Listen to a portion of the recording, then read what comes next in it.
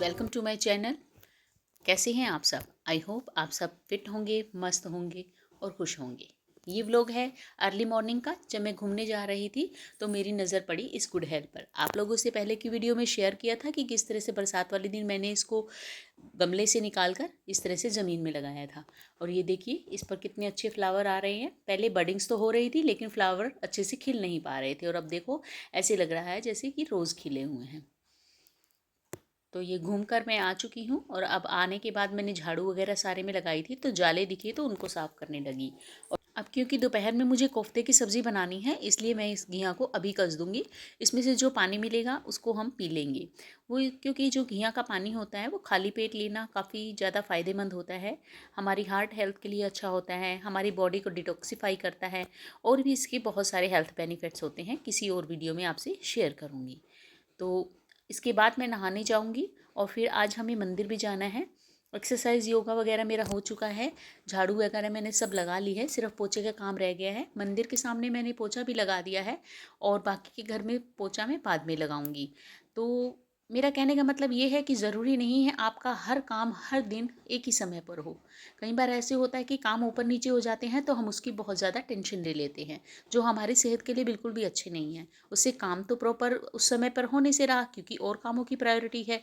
जैसे कि आज मुझे मंदिर जाना था, तो मुझे अपने कुछ काम डिले करने पड़े, जैसे पोछे का काम मुझे डिले करना पड़ा, और इसके अलावा जो एक्सरसाइज है उसको थोड़ा सा कम करना पड़ा। मैंने बिल्कुल नहीं रोकी, लेकिन अगर मैं ये करती कि मुझे पूजा भी अपने समय पर ही करनी है, मुझे पोछा भी अपने समय पर ही लगाना है, तो या तो मुझे एक्सरसाइज छोड़नी पड़ती, या फिर मुझे सुबह का वॉक छोड़ना पड़ता। तो अपनी सेहत के साथ कंप्रोमाइज़ मत कीजिए। थोड़ा सा काम ऊपर नीचे होना एक गृहस्थी ही कहलाती है। तो गृहस्थी में इस तरह की छोटी मोटी ऊंच नीच चलती ही रहती है।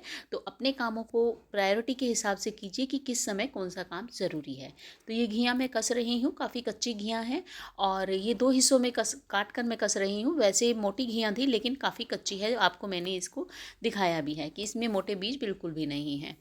तो अब ये घिया कस गई है, और अब मैं इसका पानी निकाल लूँगी। बिल्कुल ज़्यादा बारीकी से इसको कसने की ज़रूरत नहीं है। इसको बीच जो मीडियम का कस होता है उसमें मैंने कसा है। ये देखिए बहुत बारीक भी नहीं है और बहुत मोटी भी नहीं है। बस अब मैं इसको निचोड़ लूँगी। तो एक स्ट्रेनर में हम इसको डाल देंगे, और उसके बाद किसी बर्तन में इसको हम निचोड़ देंगे।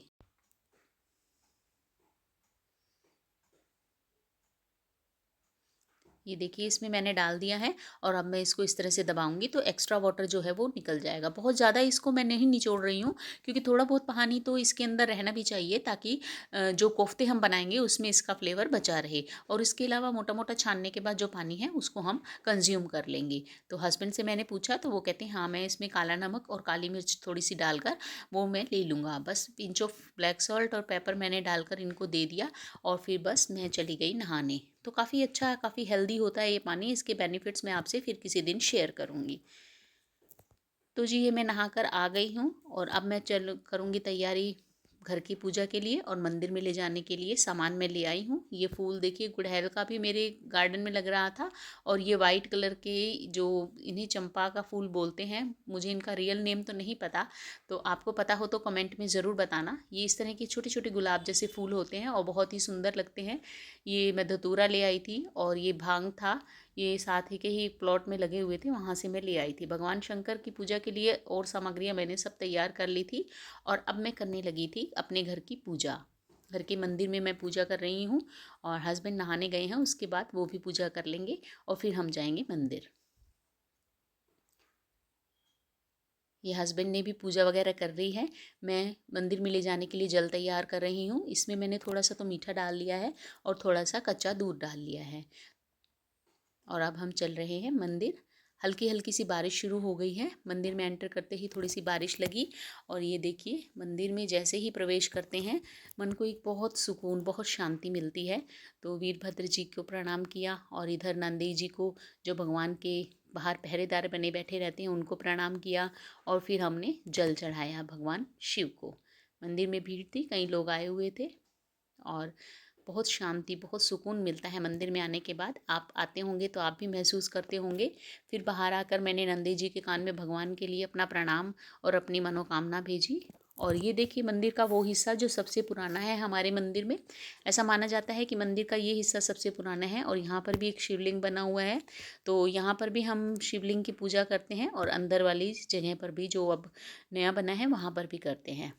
तो भगवान तो एक है, लेकिन जब जगह अलग अलग है और इनके चमत्कार जब कहे जाते हैं तो हमें हर जगह को ही भगवान समझकर उसकी पूजा करनी चाहिए।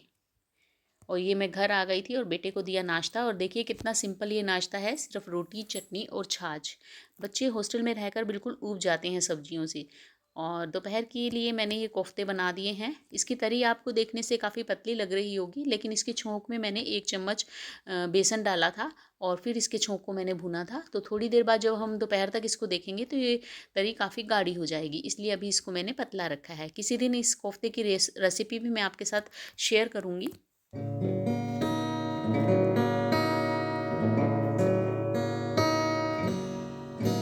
तो ये दिन का टाइम है और बेटा और पापा दोनों जाकर अपनी बहन के लिए फ़ोन लेकर आए हैं, क्योंकि बेटी भी वेट कर रही थी कि जब भैया आएगा तो फ़ोन लेके आएंगे। तो सबसे पहले भगवान जी के आगे और अपने बड़े बुज़ुर्गों के आगे फ़ोन को रख कर उनका आशीर्वाद लिया और फिर ये अपनी बहन से वीडियो कॉलिंग पे उसका फ़ोन दिखाने लग गया। बच्चों को ये छोटे छोटे संस्कार पेरेंट्स ही सिखाते हैं। अगर हम उन्हें ये सिखाएंगे कि हमारी कोई भी चीज़ है, हमारी कोई भी खुशियाँ हैं, उसे हमें सबसे पहले भगवान से और अपने बड़े बुज़ुर्ग से शेयर करना चाहिए, उनके चरणों में उन खुशियों को रखना चाहिए, तो वो दुगनी तिगुनी और कई गुना बढ़ जाती है। तो ये संस्कार उनके अंदर आ जाते हैं। तो आपको भी अपने बच्चों के साथ इस तरह की छोटी छोटी चीज़ें जो हमारे रिलीजियस से रिलेटेड हैं, जो हमारे मन को शांति और सुकून देती है, सब सिखाना चाहिए और उनसे शेयर ज़रूर करना चाहिए। और अब मैंने ये डीपली अपना पोछा लगाना स्टार्ट कर दिया है। मंदिर के पास से मैं सुबह सफाई कर चुकी थी, पोछा वगैरह हो गया था, लेकिन फिर भी एक बार सारे घर में जब कर रही हूँ तो यहाँ पर भी मैंने कर दिया है। तो देखा, ये कोई ज़रूरी नहीं है कि मैंने सुबह पोछा लगाया नहीं तो उसके बाद सफाई ही नहीं होगी। तो अगर सुबह मेरा किसी और काम के लिए प्रायोरिटी थी तो मुझे वही काम करना ज़रूरी था। ये काम मैंने बाद में कर लिया, तो इसमें ना तो मुझे कोई टेंशन लेने की ज़रूरत है और ना ही अपने आप को गिल्टी फील करने की, क्योंकि मैंने बहुत सी ऐसी लेडीज़ को देखा है जिनका काम अगर थोड़ा सा लेट हो जाता है तो बहुत ज़्यादा टेंस हो जाती हैं कि अरे मेरी तो आज सफाई नहीं हुई है, अरे मेरा तो आज ये काम नहीं हुआ है। उससे कुछ फ़ायदा नहीं है, सिर्फ आप अपने टेंशन में अपने शरीर को ही नुकसान करती हैं। पोछा लगाते समय बीच बीच में जो साइड की स्कार्टिंग होती हैं उन पर भी मैं इस तरह से पोछा लगा देती हूँ। अब जब मैं पोछे को नीचे की तरफ दबा रही थी तो इसमें कुछ अड़चन आ रही थी। ऐसा लग रहा था शायद गीला बार बार होने की वजह से ये काफ़ी टाइट हो गया है। तो इसमें मशीन का तेल मैं डाल दूँगी, जिससे ये बिल्कुल हल्का हो जाएगा और लगाने में बिल्कुल इसमें आसानी हो जाएगी। तो इस तरह से अब काम तो मेरा तकरीबन सारा हो चुका है। दोपहर की सब्ज़ी भी रेडी है, बस मुझे चावल बनाने हैं। तो जब सबको भूख लगेगी तो चावल मैं बना दूँगी। और ये देखिए दोपहर के समय में मैंने क्या किया, मैंने सिला एक कोड सेट। इसमें प्लेन तो मैंने प्लाज़ो बनाया है और ऊपर बॉर्डर वाला प्रिंटेड मैंने शॉर्ट कुर्ती इस पर रेडी की है। तो प्लाज़ो जो मैंने बनाया है वो बनाया है बिल्कुल स्ट्रेट वाला, जो स्ट्रेट प्लाज़ो होता है वही मैंने बनाया है। ये काफ़ी कंफर्टेबल रहता है घर में पहनने के लिए। बस अब ये स्ट्रेट प्लाज़ो की स्टिचिंग करते हैं। और ये देखिए इसकी कुर्ती शॉर्ट स्लीव्स इसमें मैंने बनाई है। और ये देखिए गला इस तरह से बनाया है। यहाँ पर एक डोरी लग सकती थी जो बांधने में कंफर्टेबल रहती, लेकिन घर में तो इस तरह के लूज़ लूज़ ही अच्छे लगते हैं, तो मैंने डोरी अवॉइड की। और ये इस तरह से पाइपिंग लगाई है और गले में ही पैच वर्क दिया है मैंने, एक ग्रीन एक ब्लू, एक ग्रीन और ब्लू करके। पहले गले की इस तरह से कटिंग कर ली थी, सिंपल गला बना लिया था इस तरह से, और फिर इसमें ये पैच छोड़कर इस तरह से मैंने ऐड कर दिया था। और नीचे ये देखिए बड़े वाला प्रिंट है, ये भी बहुत ही सुंदर लग रहा है, आजकल ट्रेंड में भी है। तो घर में पहनने के लिए एक सिंपल सा कोट सेट मेरा रेडी हो गया है। और ये देखिए मैं आपको पहन कर भी दिखाती हूँ कितना सुंदर ये लग रहा है। तो ये ज़रूरी नहीं है कि हम अपना हर कपड़ा ही टेलर से सिलवाएं। अगर आप थोड़ी बहुत भी स्टिचिंग जानते हैं तो अपने शौक़ को, अपने जुनून से आप काफ़ी पैसा भी बचा सकते हैं और अपने हुनर को सबके सामने भी ला सकते हैं। तो मेरा इसमें इंटरेस्ट है, इसलिए ये सब मैं आपके साथ शेयर करती रहती हूँ और अपने जो सूट वगैरह हैं खुद ही तैयार भी करती रहती हूँ। आगे और भी सुंदर सुंदर सूट वगैरह मैं आपके साथ शेयर करती रहूँगी और भी स्टिचिंग के आइडियाज़ आपके लिए लाती रहूँगी। और देखिए ये कितना प्यारा ब्यूटीफुल सा ये सूट लग रहा है। और हाँ, अब करवा चौथ आने वाला है तो उसके लिए एक सुंदर सुंदर सी ड्रेसेस मैं आपके लिए लेकर आऊँगी और साथ ही करवा चौथ की बहुत ही ब्यूटीफुल सी थाली भी आपके साथ शेयर करूँगी। और उसकी किस तरह से आप थाली बना सकते हैं और उसके ऊपर लगने वाला कवर बना सकते हैं घर पर ही। तो फ्रेंड्स, ये थी मेरी आज की वीडियो। कैसी लगी आपको? अच्छी लगी हो तो लाइक, शेयर और कमेंट करना बिल्कुल मत भूलना।